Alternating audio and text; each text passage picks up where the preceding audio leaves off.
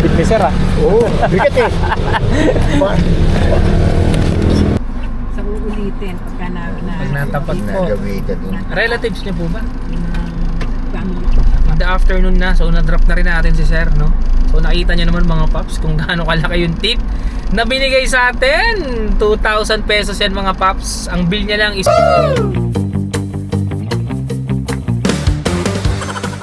So yun, good morning mga paps. Another day, another biyahe series na naman. Time check, it's already 10:40 in the morning. So tanghali na naman tayo ngayon mga paps. Actually nakabukas na yung ating Lalamove apps kanina pa.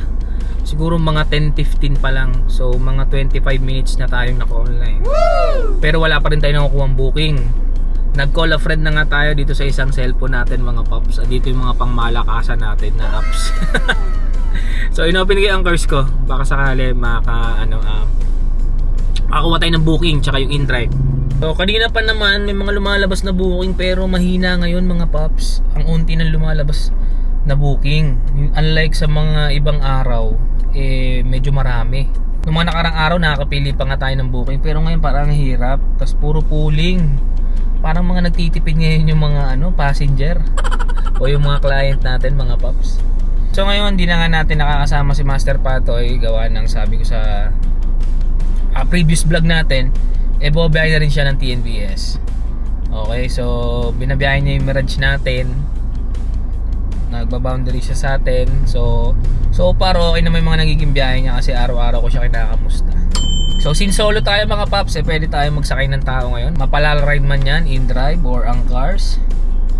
Pwede natin nakunin yan ngayon kasi wala naman tayong sakayan. Kung makikita yung setup natin, nakapang TNVS din tayo, hindi tayo nakapang Lalamove mode mga paps. Medyo nakakayamot na nga mga paps, nung oras na 10:44 na, 10:42 na, wala pa rin tayo nakukuha booking. So wala, ganun talaga ang buhay mga paps. Minsan marami, minsan onte. Ganito talaga yung buhay ng pagiging Lalamove driver or TNVS driver. Sabi nga natin, hindi araw-araw Pasko. So abang-abang lang tayo mga paps, tapos update ko na lang ngayon kapag may nakuha na akong booking. So time check mga paps, it's already 10:55 in the morning. So nagbunga yung ating pag-aantay mga paps. So nakakuha tayo ng booking, so ayan siya. Kung makikita nyo dyan mga paps, Lala ride siya, hindi siya Lalamove delivery. So all goods in the hoods din tong ating booking mga paps, Ito yung mga gusto ko, yung mga onting booking lang pero paldo naman tayo sa fare, 'di ba? At least hindi na sayang yung pag-aantay natin mga paps. Bale ang layo niya lang sa atin mga paps napakalapit lang rin. So 1.2 kilometers lang siya. Yung sa pick up location natin. So nakausap na rin natin si sir, mag-isa lang siya. At marami siyang dalang bagahe. Explain din natin kay sir yung pagdating sa mga expressway. So all goods in the hoods, wala naman daw magiging problema dyan for reimbursement lahat. At isa pa mga paps, napadpad na ako dito sa Kalumpit. Observation ko dyan, may mga booking din naman dyan na Lalamove delivery. Kaya kinuha na rin natin siya. So kung swertein tayo, sana makakuha na rin tayo sa Kalumpit. Pero kung hindi, meron naman tayong other option mga paps. Pwede naman tayo mag-rolling pababa dyan. Diyan sa may Malolos, yan, service road lang tayo para hindi naman sayang yung toll natin. So ang fare niya is 1,200 plus mga paps.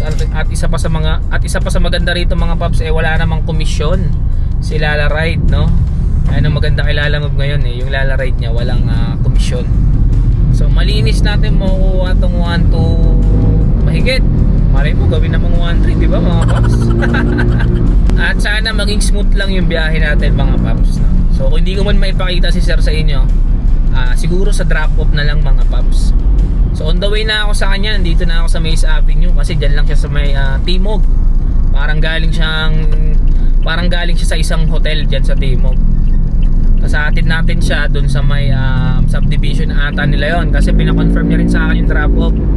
Baka mamaya kasi iniisip niya baka na-swipe ko lang. Hindi niya alam, gusto ko yung booking niya mga paps. So sige mga paps, at hopefully makakuha tayo ng pabalik. So update ko na lang kayo mamaya mga paps. Yan.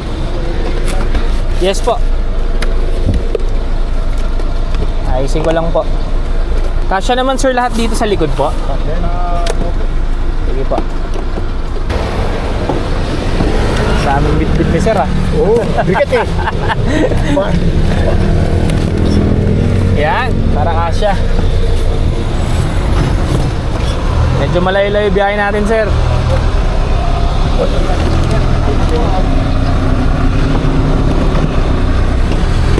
Okay, ayos mga paps. All goods in the hoods na. Mga paps, 12:17 dito na ako sa Kalug Goods yan. Check lang ni sir kung saan yung exact location namin. So wait lang mga paps. Yes sir. Ano yun sir? Wala pa siya. Papunta na po. Malapit lang rin po dito. Lapag ko lang dito sir.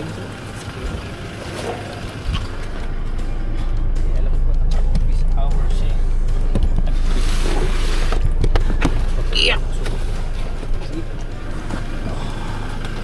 Alright. Computing ko lang sir So, sir, pakita ko sa inyo yung toll.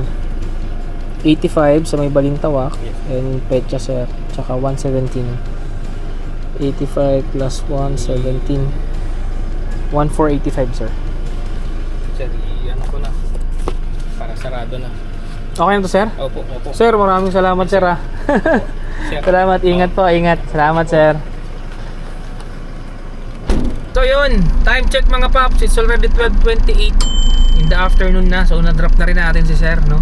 So nakita nyo naman mga paps kung gaano kalaki yung tip na binigay sa atin. 2,000 pesos yan mga paps. Ang bill niya lang is 1,485 mga paps.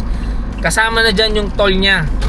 So ginawa niyang 2,000. So meron tayong 515 pesos na tip mga paps, di ba? So all goods in the hoods talaga tong biyahe na to. So nagkaroon lang ako ng problema mga paps. Since ang drop off natin ay dyan lang sa may guardhouse, tapos medyo malayo sa guardhouse pa yung aming pinagbabaan kasi nga tawag dito, hinanap pa namin medyo bandang dulo si sir kasi yung block 96 pa so medyo may kalayuan. Ngayon nung ito-drop ko na, may lumabas na medyo malayo ako doon sa may drop off location na nakapin. So ang gagawin ko mga paps, kasi napanood ko yung kay Idol Kaswabe, nagkaroon siya ng problem dun sa customer niya na medyo, ayun naman kasi sobrang layo din. So ito medyo mga wala pa namang 1 kilometro pero mga 800 to 1,000 meters na to, o halos mag-iisang kilometro na.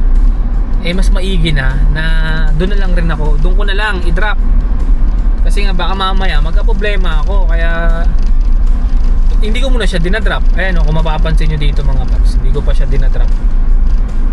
Pupunta na lang ako doon sa guardhouse. Since doon din naman yung labas ko, doon ko na lang siya i-drop para wala tayong magiging problema mga paps. Tapos isa pa, kanina may lumabas na Kalumpit to Taytay. Ang ganda rin ng pamasahe, nasa 1.4 or 1.5 mga ganun.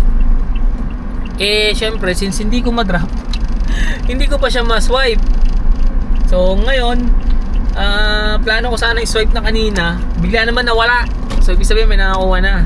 So mangyayari mga paps, tamang waiting tayo na naman ito. Medyo gutom na rin tayo mga paps. Bale, hahanap muna ako ng makakainan. At the same time, may mag-aantay na tayo ng booking pabalik, no? So hopefully, pag-pray natin pare-parehas mga paps na makakuha tayo ng booking pabalik. So update ko na lang kayo mamaya mga paps. So time check mga paps, it's already 12:45. Hindi tayo masyado nagantay ngayon mga paps. So may nakuha tayong booking, pauwi na. So ayan siya mga paps. So lara-ride siya ulit. So kung makikita nyo, ang drop off niya sa Mandaluyong, taga-Diliman tayo. Pero okay na rin yan mga paps kasi maaga pa naman. Kumbaga hindi pa rin natin masasalo yung yung rush hour. Kaya kinuha na rin natin siya. At the same time okay naman yung fare niya. Medyo malayo nga lang yung kanyang pick up mga paps. So ang layo niya sa atin is 12 kilometers. So kinuha na rin natin siya mga paps kasi dyan lang naman siya sa may Pulilan. Tapos wala namang ka-traffic din, no? Siguro around 20 to 25 minutes andun na po tayo sa pick up location, no? Kinuha na rin natin siya kasi wala tayong makuha pabalik, di ba mga paps? So all goods din yan. So malay nyo, bigyan din tayo ulit ng malaking tip. Tsaka Tsaka nilabang ko na siya mga paps, gawa ng ang tawag dito, malapit na rin naman sa amin kasi sa Mandaluyong lang naman yan. Kumbaga madali na lang rin ako makakauwi sa amin. Kahit magsunog ako ng diesel sa pick up, magsunog ako ng diesel pa uwi mula Mandaluyong, okay lang. Kasi imagine, binigyan tayo ng tip na 515 pesos nung first booking natin kay sir. So maraming salamat sa sir. Hindi ko na natanong yung pangalan mo kasi, pero ang nakalagay dun sa book niya is Almark siguro o AI Mark, basta ganun yung pangalan niya. So siguro naging convenient si sir na ako yung naging driver niya kasi maganda rin yung aming conversation. Ang isa sa napagkasunduan namin mga paps is yung sa politics, at the same time yung sa gold spot. Kasi si sir nagtitrade din ng gold. So humingi ako ng mga tips kasi yun talaga yung ano niya. Kumbaga source of income niya yung pagtitrade. So ang galing yung mga in-advise niya sa akin. So sinabihan niya ako kung ano yung mga hint. Sabihin yung mga ano niya, kumbaga yung tawag dito, yung mga hint, yung kumbaga yung nagpapahiwatig sa kanya na tataas o bababa yung presyo ng gold, no? So ang dami ko natutunan sa kanya. So shoutout sa sir. Maraming salamat sa binigay mong tip. Napakalaking tulong nito sa akin. So ngayon mga paps, kanina nung paglabas natin ng subdivision nila sir, tumigil lang ako ng kaunti. Nag-check lang ako ng messenger kasi chinat na ako ng asawa ko kasi nga medyo malayo yung biyahe. Ganun naman yung asawa ko sa akin kapag medyo malayo yung biyahe, nangingi ng update. So chinat ko lang na nababa ko na si sir, ganyan. Then biglang nag-pop up yan. So 12 kilometers siya, hindi ako nagdalawang isip mga paps, talagang kinuha ko agad siya. Kasi pagkakita ko Mandaluyong, sabi ko sige pwede na to. Tapos 1,000 plus nga lang yung pamasahe, no? Kumpara kanina na mula Diliman papunta rito sa Kalumpit, nasa 1,300, almost 1,300, 1,280 plus ganyan. Pero this time ang bill niya lang is 1,056. So yung 100 pesos naka-credit pa. So okay na rin, para hindi na rin tayo mag-load. So sige mga paps, update ko na lang kayo pag nandun na tayo sa may pick up location kasi medyo mahaba-haba pa yung ating biyahe. Medyo papaspasan na lang natin. At the same time, malulobot na yung action cam natin. Nakalimutan ko dalhin yung battery. So sige mga paps, update ko na lang kayo. Yun yung dala sa atin, di ba? Bossing, tanggalin ka natin. Sige po. Uy, salamat ha. Salamat din po. Sa uulitin pagka Pag natapat po. Nagawitan din. Relatives niya po ba? family. Family po. Salamat ha. Teka, tulungan kita Parang magbaba. sis nyo ha. Okay lang po. Papareho ang mga paan namin. Yan po, hawak na po kayo dyan. Salamat po ma. Bago madiretso. Upo muna, maupo.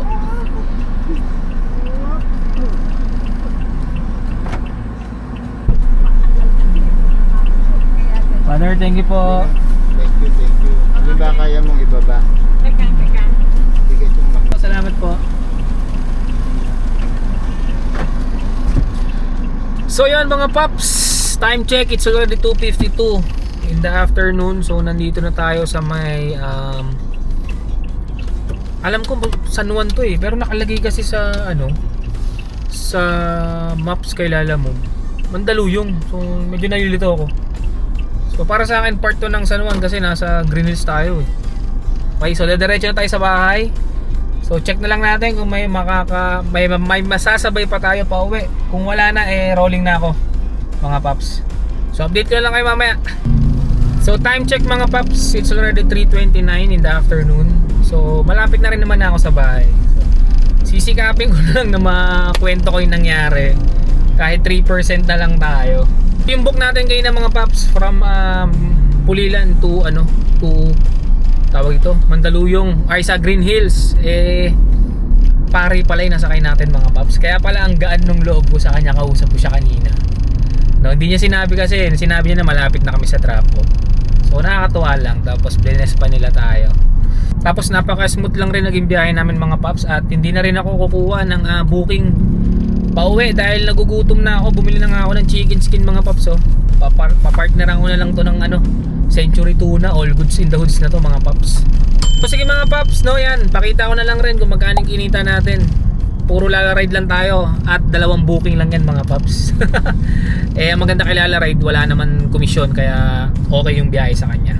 So sa tingin ko mga paps, yun lang ang ating for today's video, no. Eh kahit papano naman kumita tayo kahit 2 lang booking natin. So 2,300 plus yan, plus 500 pa na tip. So feeling ko kumita ako malinis 2,000 dyan mga paps.